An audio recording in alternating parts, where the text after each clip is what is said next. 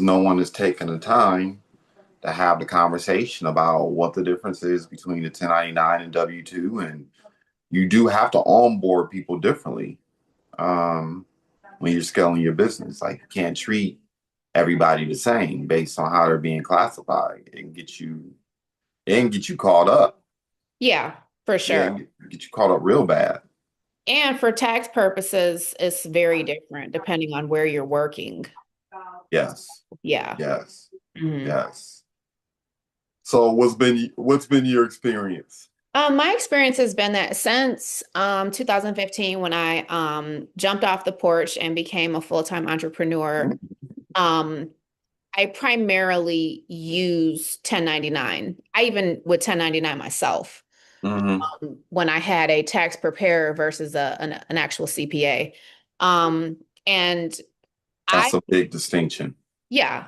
Oh, it's a huge distinction. And I've learned, trust me, it costs to learn. And I've learned the hard way that when you're scaling your business, you need to make sure that you have the right person in place. And sometimes a tax preparer just is not prepared for, especially if you have multiple service lines, multiple things you're doing under one umbrella, multiple companies, whatever you got going on, you need to make sure everything is structured correctly and that whoever is at the helm of the ship helping you with that particular part of it knows what they're doing and knows what they're talking about. Because if they don't, it can cost you literally. But my experience has been, I like 1099, had no problem with it. Um, Also, too, something important for people to know is like, for example, the if you have 1099s for let's say 2025, those 1099s have to be sent out by January 31st of 2026 because if they are not, it could definitely be a problem for you. You have to make sure that you're on top of that. That is super, super, super important. Because if you file for like an extension on your personal taxes or something like that, those 1099s are not covered under that. And Yeah, I learned that the hard way Mm. by using a tax preparer who thought they were. Um, but that's a story for another day. Yeah, exactly. Um, a very Yeah, it was not cool. So, but my experience has been that it worked well for, for that purpose. But then when I started doing commercial jobs, and I was operating under a PLA, which is a project labor agreement, it's necessary and required that you use W-2 employees. And with Mm. using W-2 employees, you have to, have payroll software that you're using. I like ADP. Um, because they're like it's super user friendly and they're very hands on. If you need to like learn something or know how to do something, they'll, walk you through it. Um, and I didn't really mind it, but it's there's expenses involved with it. There's expenses involved with running payroll. You have to pay for that. And then there's expenses involved with, like, if you're working someplace and they have like a certain percentage for those employees in that area where they're withholding something, you have to make sure that you're in compliance with that. There's a lot of compliance things, when they run the payroll itself, everything is broken down and itemized. It's a very detailed process, and you want to make sure that whatever you're doing, that you have all your bases covered and that you know the rules for the area that you're working in. And especially if you're operating under a PLA and you're using, like, let's say union workers, um, So there's let's do this though, hmm. because not everybody knows what a PLA is. Oh, Yeah. I said it, a project labor agreement. Okay, I'm sorry, I overlooked it. Okay, go ahead. Yeah.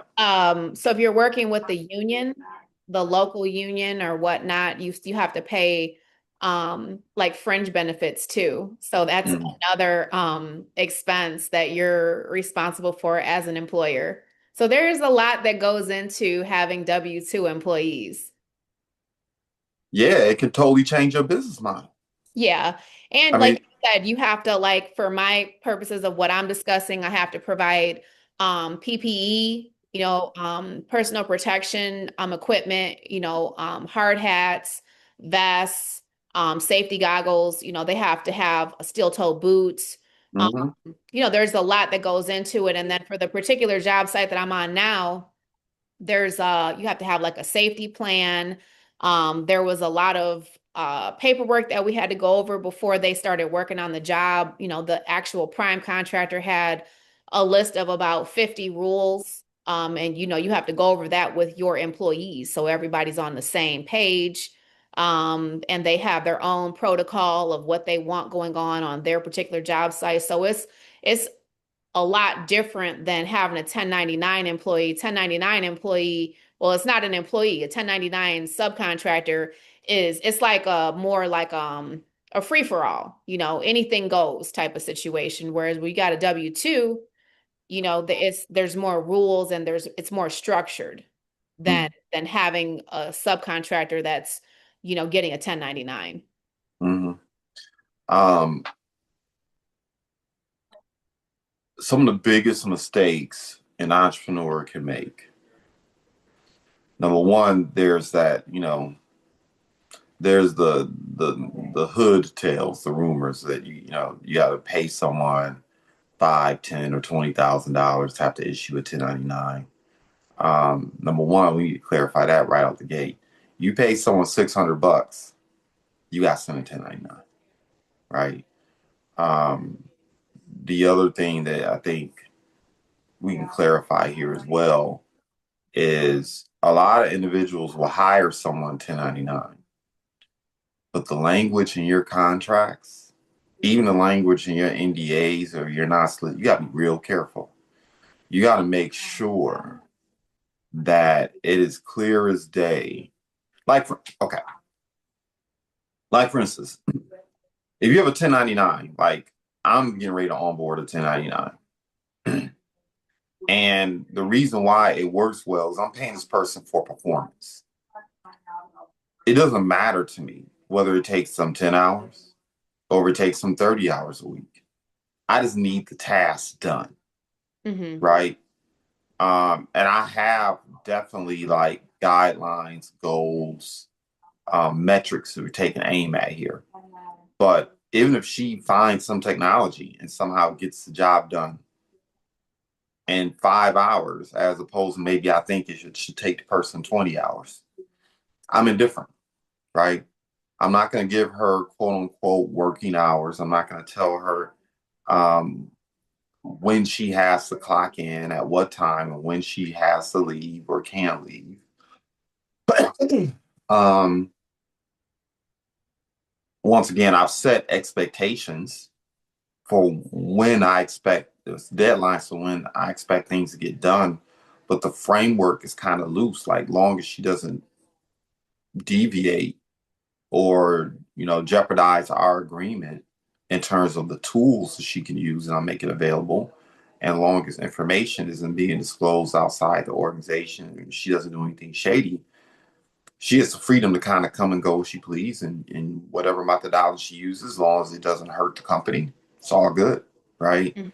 A lot of times people will onboard 1099s and want to give them hours and dictate to them like they're an employee. And people need to understand that you can't do that with a 1099. Even if you are paying them as a 1099, if you have language in your agreements where you are managing them the same way you would as a W-2, you can get caught up. They can be reclassified in an audit. And it's not a game, man. Those back monies, it can put you out of business. Like restaurant owners get caught, notoriously, restaurant owners get caught up with this all the time. I remember a handful of years ago, like three, four, five different restaurants, like literally went out of business because they had to pay payroll taxes and all the penalties and expenses associated with the entire process. It was bad. It was bad. That's horrible. Um, Yeah, it sounds very horrible because I mean, yeah. yeah, if somebody's working at a restaurant, I would assume that, that those would be W-2s all the way. Yeah. Yeah, because of the Um, structure of the business. yeah. But they were paying them, how people do, trying to pay folks underneath the table. Mm-hmm. That doesn't always serve you either. I know so many business owners that paid people underneath the table I don't and think got caught up. I don't think it serves you, period, as a business owner. That's my Mm-mm. personal opinion. Because, okay, from my standpoint, like having a lot of 1099s, those are all things that you can, write off on your taxes, all those 1099s. So that's the benefit for you as a business owner is like, like let me put my contractor hat. Like you've got, contractors that you pay for various jobs. That's all a write-off.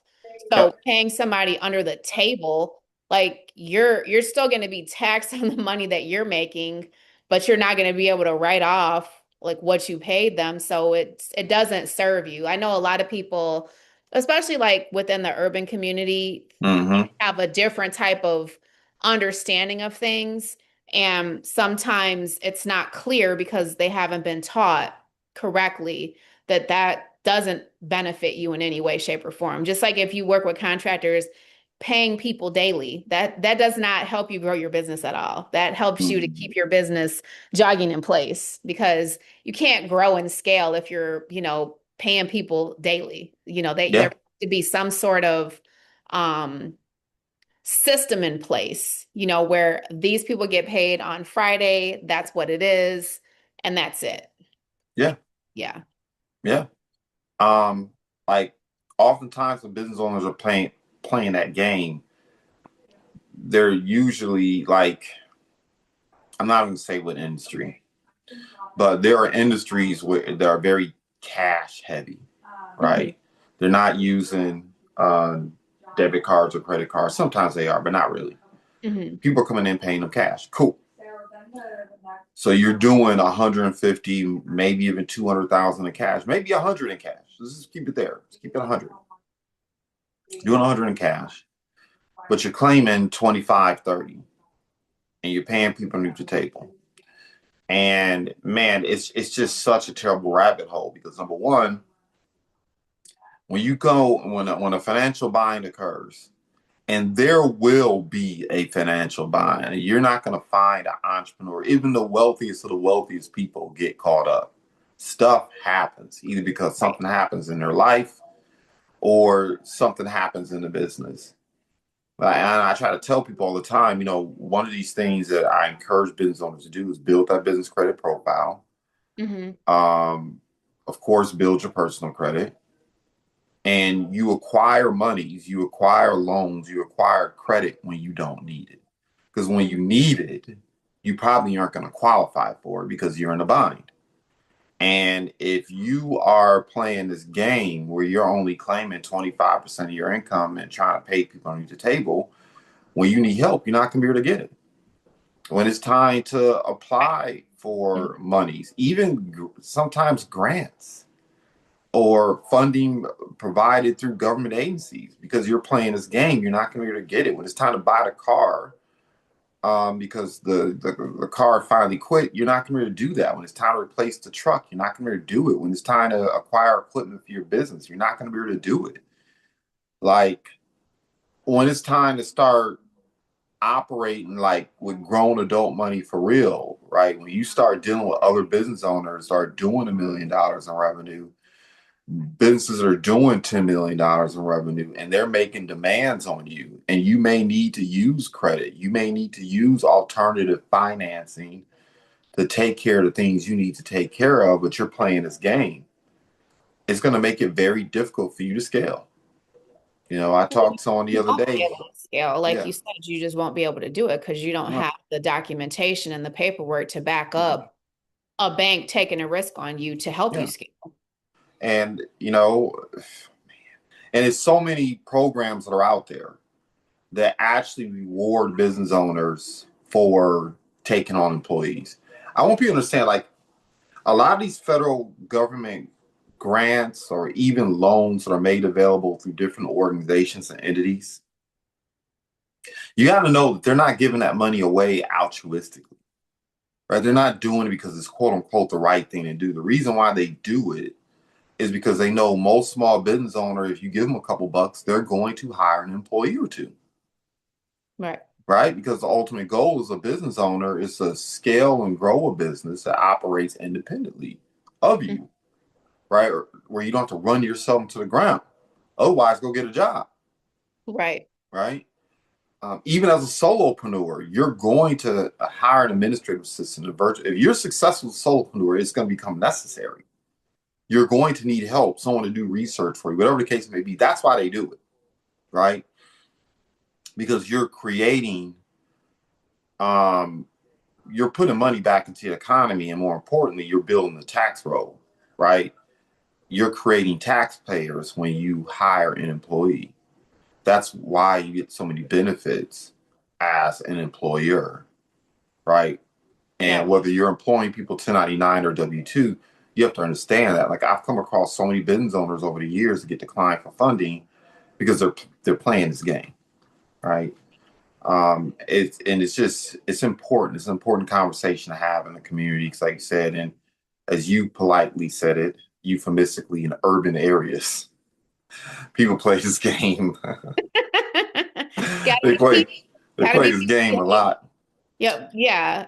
Well, I think too, it's like when you know better, you do better. Like when you have Mm-hmm. the right mentors, because I attribute my success wholeheartedly to my mentors. Like Mm-hmm. I've had some amazing mentors, people who raised me up like I was their own child and like taught me so much in so many different areas. And I think that's super important, being coachable and being open and receptive and listening Mm-hmm. more than you're talking, especially if it's someone who you know knows more than you. Um, Even if like, let's say it's somebody who's not tech savvy, but they've like maybe done business. Like I was telling you, my one mentor, he's like a lot older and he's not tech savvy, but he's been doing business since the 60s. So this is someone who really knows business, and just on that fact alone, when he's talking, I'm listening. And Yeah. he like reads all different types of books too. Like if you ask him about a random book, he knows, he's read a lot of different books too. So I think that's super important, is like to point out that, in certain areas, people don't know because the information isn't being shared with them. So that's the purpose of us having this conversation, is to share the information and share our experiences too. Because Mm-hmm. when I first used W-2 employees, I wasn't aware that you had to pay those fringe benefits for the local, and it caused a problem with the whole situation, and I Yeah. had to work through it.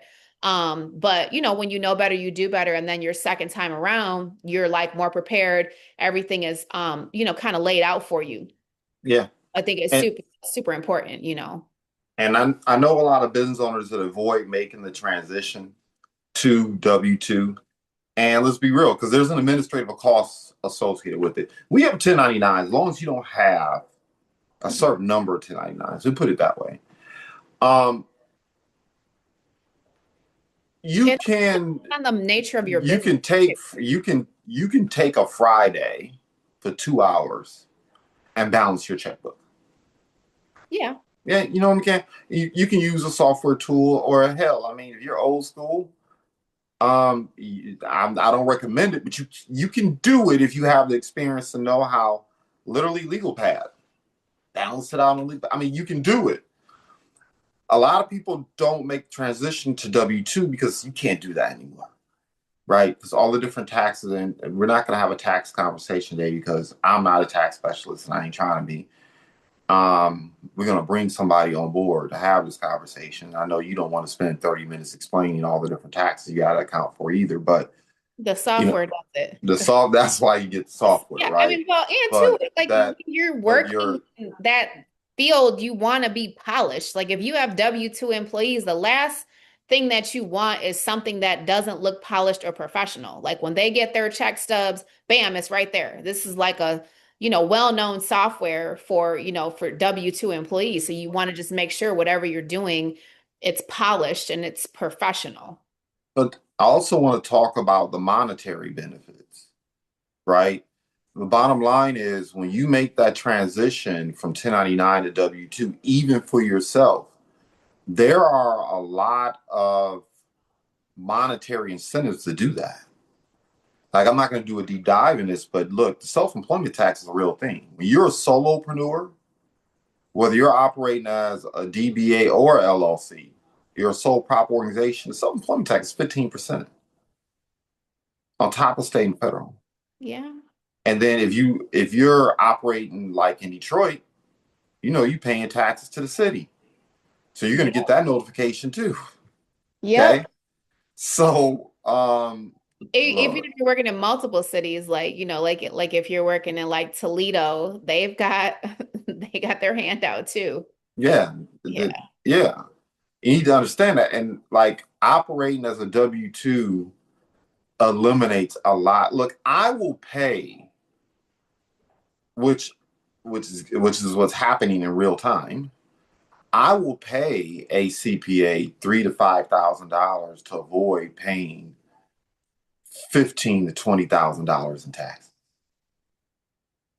I will gladly make that monetary decision. It's worth it. I'll gladly pay for some software program and a combination of a CPA, that kind of money, right? To limit the tax burden. And that is what transpires, right? It really does, aside from of course how you show up on paper to the employees and how you show up on paper to other people you're conducting business with and how you show up on paper. Look, talk to a bookkeeper, preferably talk to an accountant and ask them, look, what are the tax benefits associated from going from a 1099 to W-2, especially if you're earning over 100K per year, and it will blow your mind. You'll be upset. Put it this way, you're going to be upset when you find out, right? Um, I think it depends too on like what kind of business you have. that's true. Yeah, I think it's specific to what type of business you have, and like what's your net, your gross, and how many Mm-hmm. write-offs you have and all that too. So, like you said, it's a good conversation to have with Mm-hmm. a tax professional, whether it be an attorney, a CPA, or even having multiple conversations. Because that's what I'll do. Yeah. I'll have like a conversation with a CPA, a conversation with a tax attorney, just to kind of get in where I fit in and, ask different people in the field, like what they think, how do they feel like this would benefit the business, Mm-hmm. so on and so forth. So, Mm-hmm. yeah. You have to know that when you pay, and once again, I'm focused on the 1099 side because that's where I see some of the biggest errors in judgment. Usually, if someone's paying someone W-2, they have an accountant, they have some type of a system they're using. Yes. Hopefully, they're talking to a tax attorney. Look, you need different professionals in your life because they perform different roles. Different tasks. Yes. Attorneys perform like when I hear someone say, "Well, I have an accountant, I don't need to get tax advice." I'm like, okay, Or if they all say right. have an attorney, it's like, okay, but what kind of law does your attorney practice? They specialize. You're not going to contact a foot doctor Specialized operating your field. brain. Mhm. And once again, attorneys and accountants look at your business differently. A Yeah. marketing specialist looks at you. Look, if you don't have a tax person, you don't have a legal person, you don't have a marketing person. Um, if you don't have someone that can help you navigate HR issues, um, and if you don't have a finance person, because that's a totally different person too. Someone who understands finance, how to creatively go out and secure monies, and how to creatively manage monies within your business, not just count the beans like accountants will do. Right. You're going to get your teeth knocked out. It's only a matter of time.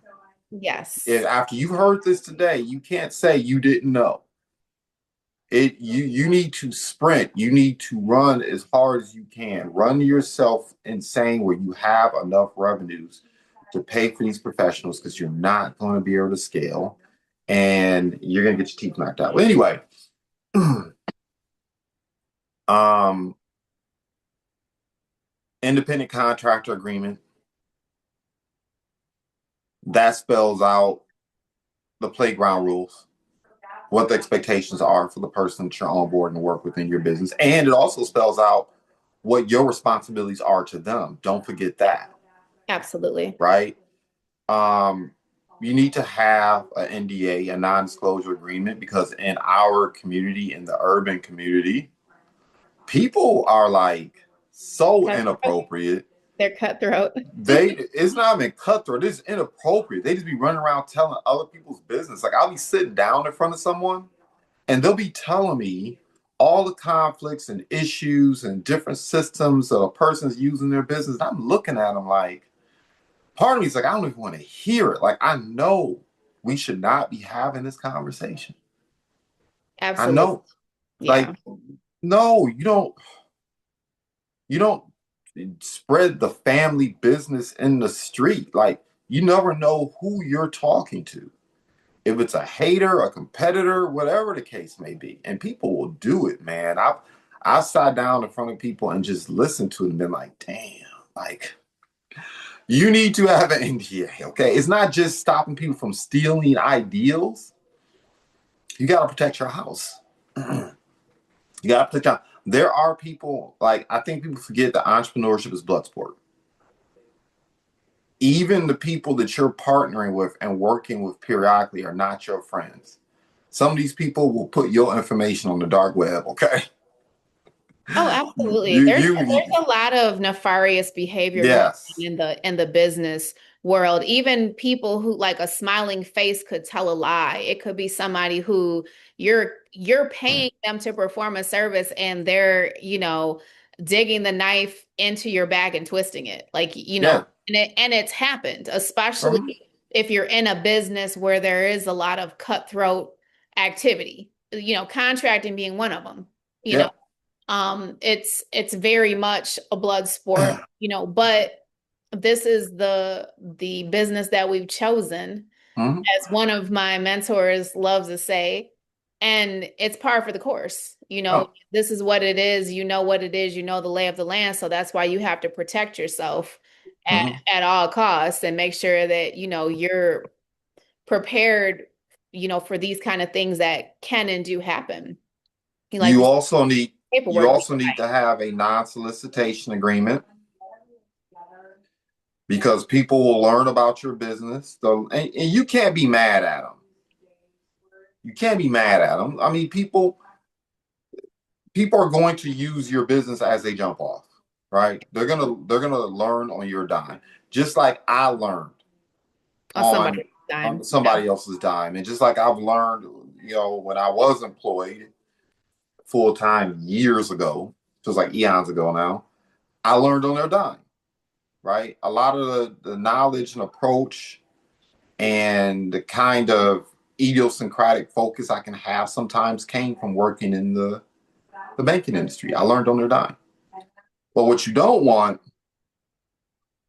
is people learning on your dime and then they part ways with you and they take your client. You need Absolutely. to have that non-solicitation agreement in place because it goes down. Mhm. Okay. People be feeling entitled. Like you built the infrastructure, you put them in there.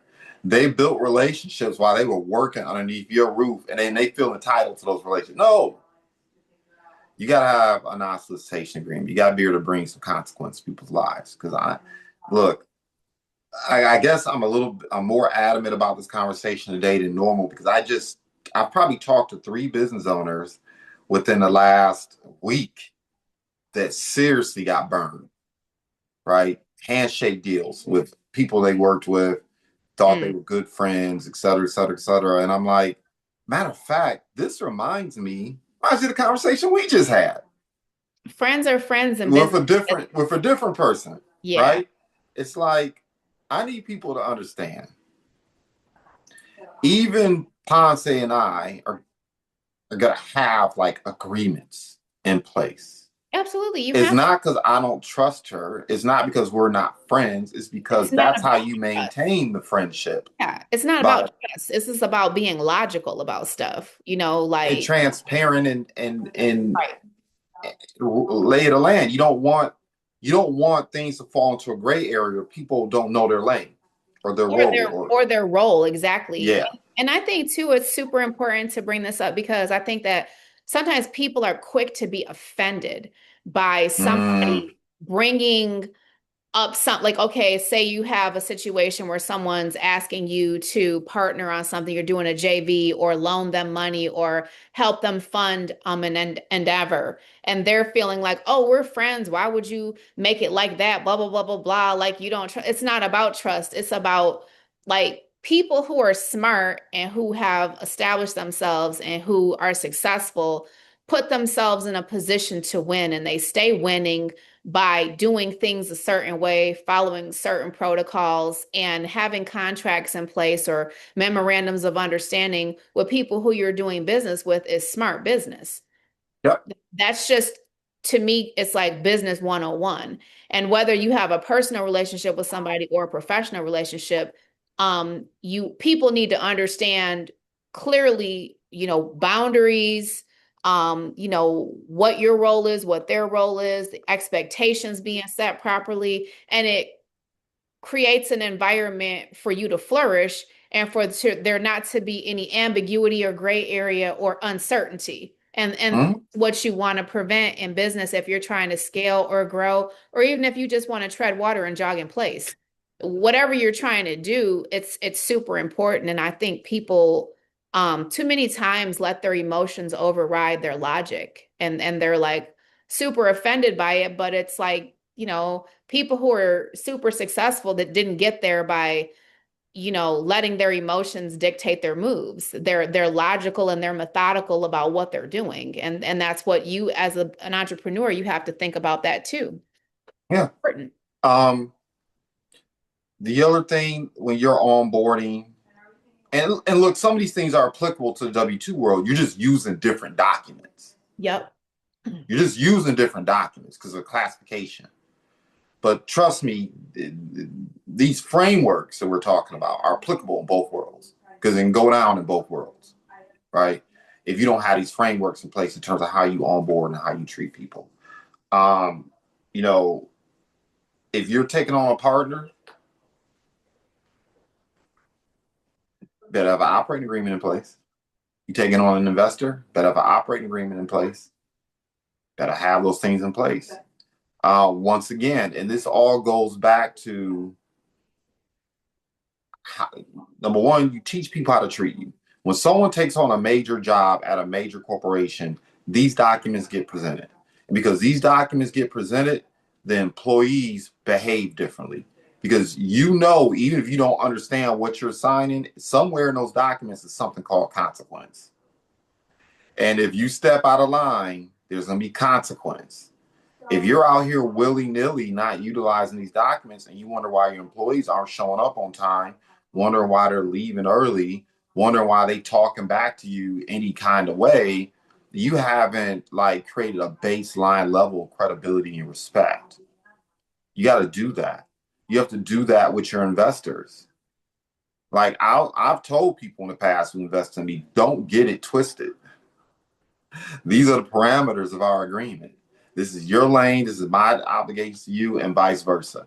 If you don't like it, an operating agreement, it clearly spells out too the conditions in which I have to pay you back underneath certain terms, certain times, and the currency or mechanism I have to use as well. All these things go in there.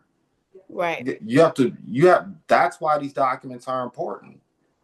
I was talking to a guy with really deep pockets the other day, and actually a partner of a law firm, and he told me straight up, if my client tells me that they are getting ready to partner with someone that's not utilizing independent agreements, independent contractor agreements, or the proper agreements for W-2s, if they don't have operating agreements, or if you're a corp, if they don't have bylaws agreement, he said, I will tell my client not to do business with them. They are a grenade. Yeah, They're liability. they're a grenade Mhm.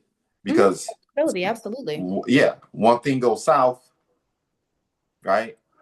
Um, the other thing, like when you're onboarding talent, and once again, this is 1099 or W-2, like people don't want to take the extra step to, you don't need like oftentimes a 500-page employee handbook. You don't need that.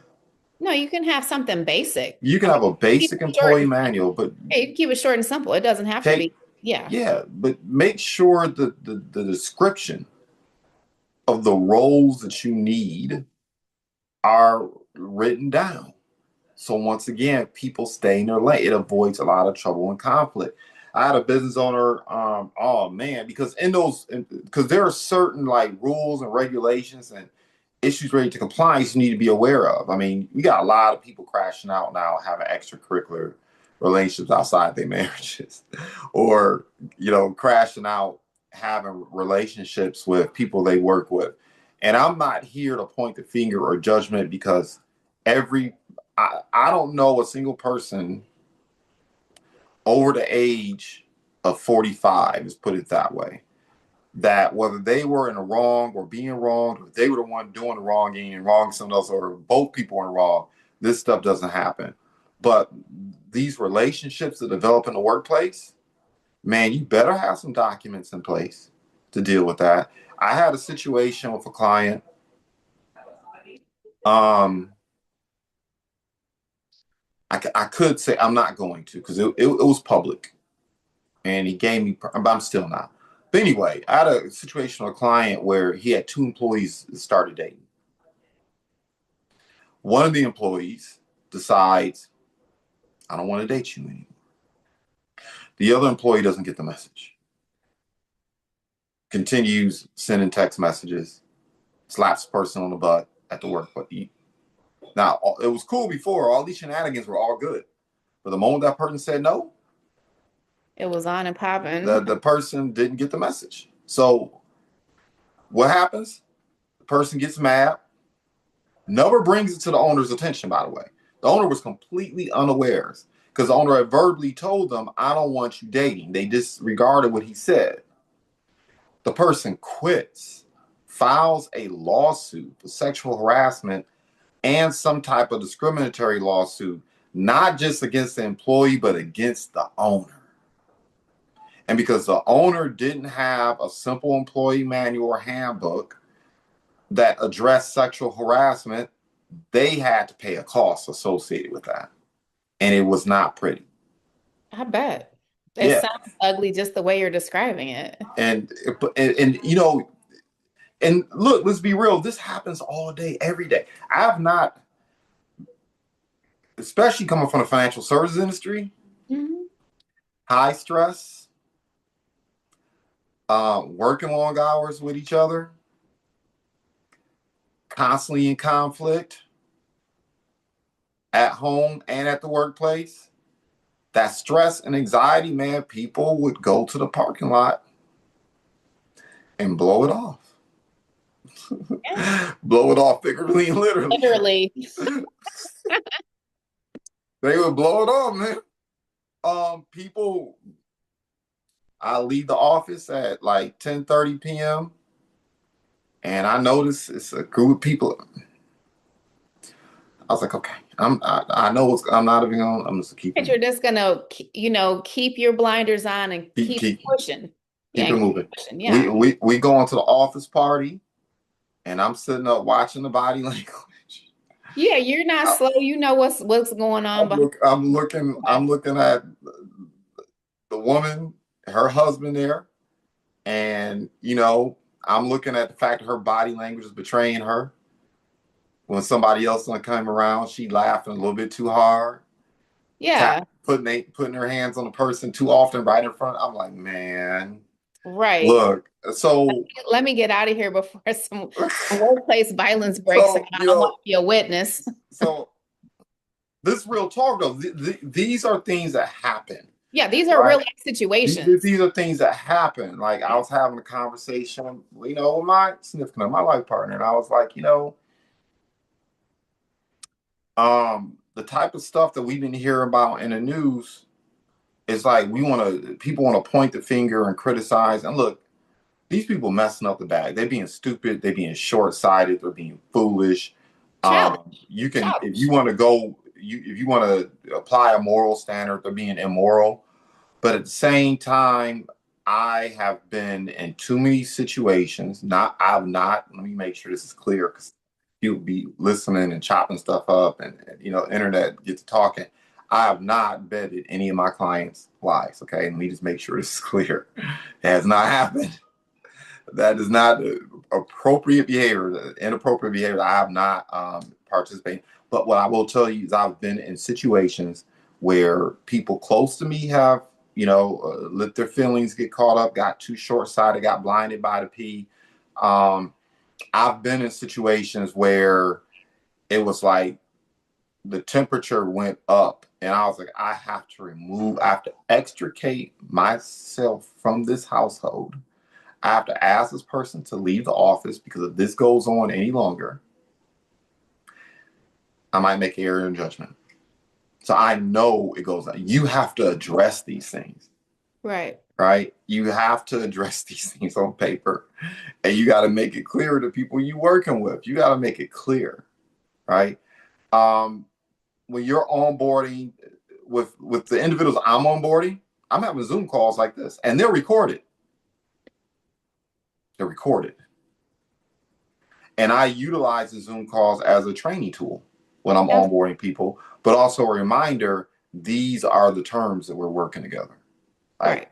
and the documents just codify it. And then you can Literally. share that video with them too, so they can use it as a like a tool to like a refresher Yeah. or Yeah. review. Yep. Yeah.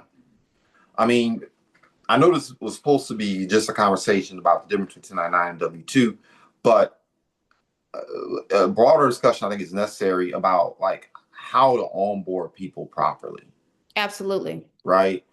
Um, these conversations are so important. Understanding these frameworks are so important. I'm gonna go back to an old framework that I kind of adopted and changed for my own purposes. And you've heard me say this over and over again. Are you cooking with gas? Like, Right. because people around you need to cook. Are you cooking with gas? What does that mean? Do the people around you get what it is, the mission, the purpose, the objective of the business? To earn profits, because the business is more profitable, you're going to get compensated more. Um, Also, do they get the mission beyond earning a buck? Because if people are not on board in terms of your mission and in terms of why your business exists, they don't know your origin story and why it's important. Um, it's a false expectation for them to have any type of emotional attachment to the business and desire to see the business win. They're just Right. showing up. They're just mercenaries showing up to get a check, right? The accountability piece. You have to document your expectations. Be careful about how you do it, depending on how you're paying someone. But you Mhm. still have to document like, what does good look like? What does accountability look like? And in my opinion, you should double down on that. It should be written, it should be video. You should buy placards, buy like little index cards and write down what good looks like and make sure everybody has one. If they're working in your space, this is another one. If you tell someone to come to your space and use certain equipment on a certain timeline, like if and you think you're look, you give a person a certain number of hours, like beyond once you start pushing beyond 20 hours, that's a thin line between whether or not they're considered a full-time employee. And is also a thin line between 1099 and W-2. But anyway, I digress. They have to know what good looks like. Accountability. You got to find ways to reinforce that, right? Um, we are in a right to work state. So an employee can bounce when they get ready, an employer can bounce when they get ready. You still need to be careful about how you dismiss people.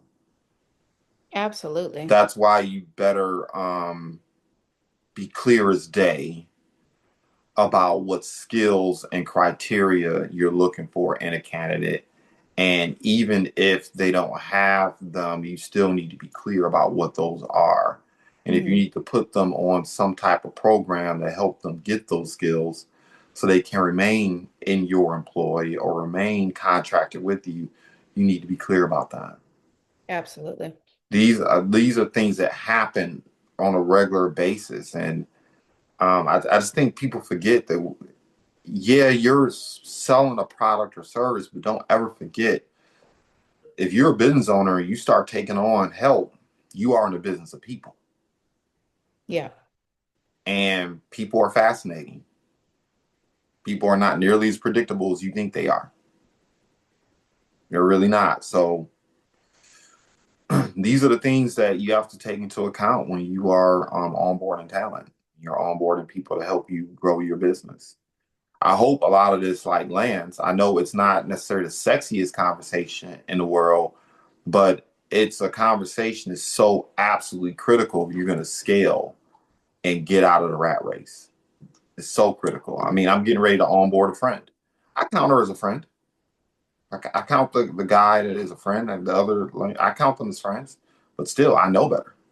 Yeah, but it's still like friends are friends and business is business. And I just was Yeah. actually telling somebody that this morning, like friendship is one lane and then business is a completely different lane. And people who are very successful in business know the difference and know the value of having, certain things in place. So everybody understands their role in the expectations and there's no room for misinterpretation or reinterpretation. And it's just that's the way that it has to be. Mhm. And I'm gonna go even macro with this. I'm gonna go even further with this because this is what I've been thinking about more and more. Right? You have a lot of business owners who are out here, um, 55, 65, 75, and you want to sell your business. Hmm. You want to start spending more time with the children or grandchildren. You want to start being able to go golfing for a week. You want to be able to do things, right? Um, that's why this conversation is imperative too.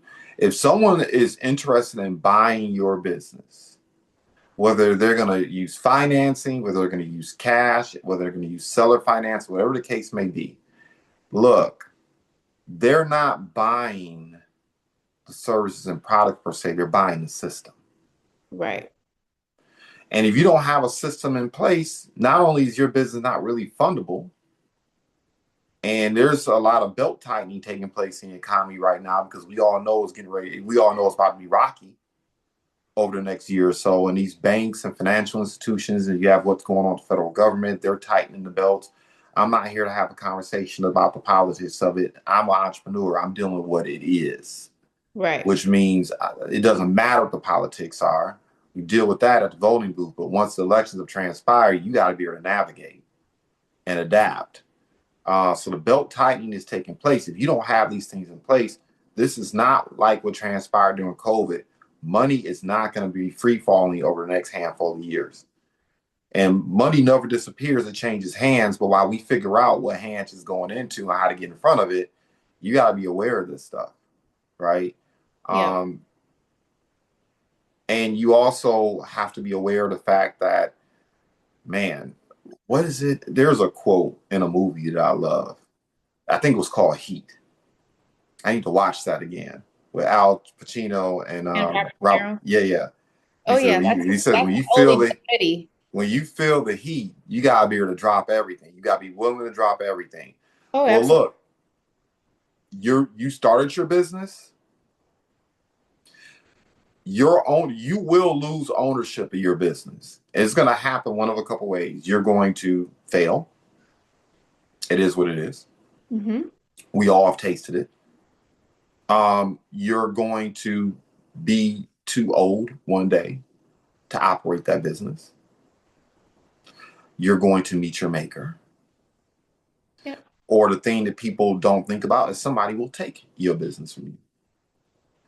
Putting these things in place go a long way in determining whether or not you exit out your business the way you want to Hmm. or the way you're going to have to, right? Yeah. And there's another level of responsibility that goes here. At least I know every entrepreneur doesn't think like this, and it's okay. It's just the way I think about it.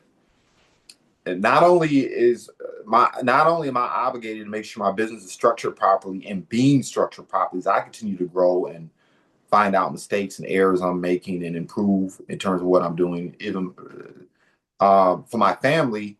But quite frankly, when you start employing people, they are relying upon you for their livelihoods. And their families too. Yeah, And it's a yeah, heavy responsibility for yeah, you to know that people and their families are dependent on you to be at the helm of the ship and to make sound decisions and to make things happen. So your decisions have to be based off of, being strategic and realizing that responsibility because it definitely is a huge responsibility. yeah, Yeah. yeah, yeah. Um, Something else that I hear business, and then I'll wrap up. Something I hear business owners talk about is difficulty finding and keeping talent, Getting the right butts in the getting seats. the right butts in the right seats. The Yes. conversation we're having goes a long way. The Oh, your biggest expense. The biggest expense is not even finding someone, right? You just have the right mindset. You just got to know you always have to be recruiting, just like an NFL team or NBA team. You always have to be recruiting. Always, always, always. You never stop. I don't care if you have the three positions filled and you only have a need for three positions. You better go out and interview another 100 people because life. But just because you onboard someone, don't ever take them for granted, right? You have to do a lot of these things to keep that talent around you because that is your biggest expense. You don't pour 2 years, 5 years. Oh my God, you don't pour 10 years into someone. Mm, and keeping the iron sharp with the talent, making sure that you're yeah. training and you're interacting and you're, understanding their professional goals and making sure everything's still aligned. It's a lot of give and take, Mhm. balancing those relationships. And it's a full-time job. Yes. Yeah. Yeah. Leadership. Yes. Leadership. So we can't give you everything in one talk, but hopefully this was enough. I'll be honest, I was not certain I even wanted to have this conversation. Why?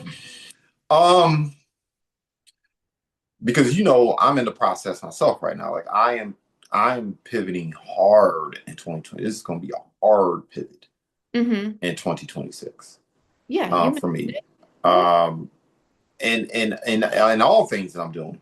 It's gonna be a hard pivot in terms of how I'm gonna operate in the real estate space with investors and even for myself.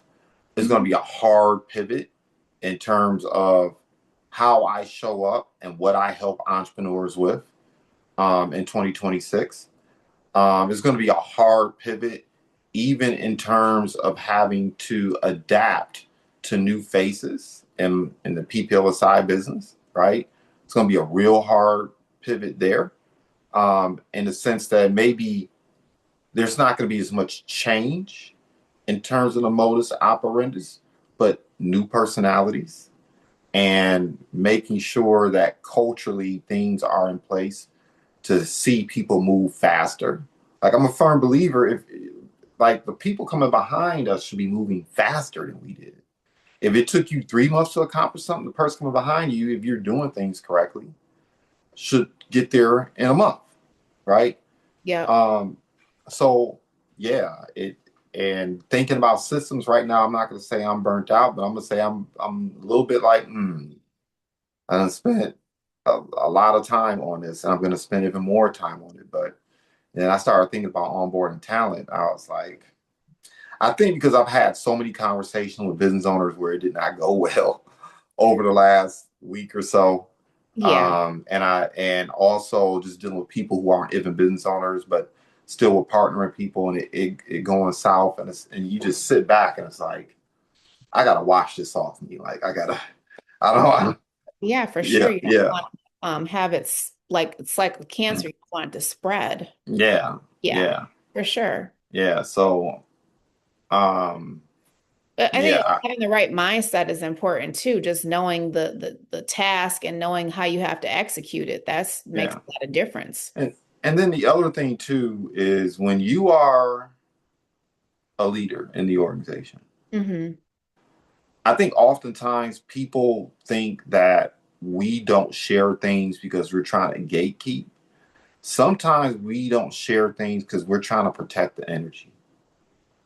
Like in conversations with, especially with my peers or people who are under my cover in some kind of way, it's like you really don't want to know the stress.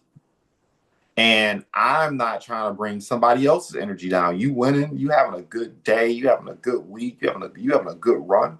Sometimes I don't want to share any of the issues I'm having because you're in a good space. And I know energy is contagious. Absolutely. And for some reason, negative energy, I mean, I know why, but we ain't gonna go into that either. But negative energy is like 10 times as contagious as positive energy. And Absolutely. so, you know, And sometimes talking about stuff makes it harder to live with and deal with. So sometimes it is better to just internalize things and figure them out, internally, as yeah. opposed to like sharing it with the group. And then, like you said, making the morale of the group go down because people are like, oh, wow, I didn't know that that was, a thing. Mm-hmm. Sometimes it's better to not share, especially if you don't have a solution or resolution or a plan of action to execute to shift in Mm-hmm. place. Because if it's different if you're sharing something and then you've already come up with a solution to the issue. But if it's an Mm-hmm. issue and you don't really have a solution or you haven't really worked through the solution, then sometimes it is better to just stand mute and say nothing. Yeah. Sit down and think. Right. Just Exactly. think it through. You can think your way out of anything with a clear mind. Yeah, You can think your way out of anything. I agree. So this is cool. I'm glad you challenged me and forced me. You didn't force me, but I I wasn't gonna mean, not show up ready to have this conversation when I saw the topic. well, I mean, I think it's a necessary topic. It's something that we're both dealing with, and I think that a lot of business owners are dealing with it. And I Mm-hmm. think it's important conversation to have so people know what to do and most importantly know what not to do. You Mm-hmm. have to have the right advisors, the right circle, the right people advising you and, giving you the game so you can execute and get to the next level. If you don't have that, then, what are we really doing? Mm-hmm. Mm-hmm. I'm excited for you. I'm excited for you. That's cool that you got, two employees that you're about to onboard. So that's going to be exciting. Yeah. Yeah. It's good to see you spreading your wings, Yeah, taking more agency and ownership in what happens in your business, absolutely. and all the things that you're doing. Um, yeah, like I believe it certainly about myself Mhm. that it's not probably, you're gonna earn more in the next 3 years than you did the previous 10. Oh, I agree. Mm-hmm. I agree. Yeah, yeah, man, because I know the type of person you are, that means a lot of people in your ecosystem are gonna benefit. Oh, absolutely. Mm-hmm. And the opportunities are like coming, like everything's just kind of coming together on several different, businesses. So it's going really good. I'm excited too. Let's see what's going on here. I gotta hurry up and get downtown. Okay. Oh, your appointment confirmed? Yeah, Nice. Okay. Hey, that's what's up. yeah, it is. Yeah, it That's is. cool. Yeah. Okay. Well, be safe out there. It's not blizzarding over here anymore, so hopefully it's not like it, that going downtown. It's not like that down, that way either. Yeah, when I started this morning, it was terrible. Hmm. Roads were icy. It was dangerous. Windy. It was Yeah, so windy. Yeah, yeah, 'cause that we too. were walking. I was like, oh my God, like I could hear it outside. I was like, geez. Hmm. We didn't It's, even walk how much we normally do because I was like, yeah, this is just crazy. mhm. It's So, calmed down a little bit though. yeah, for sure. Yeah.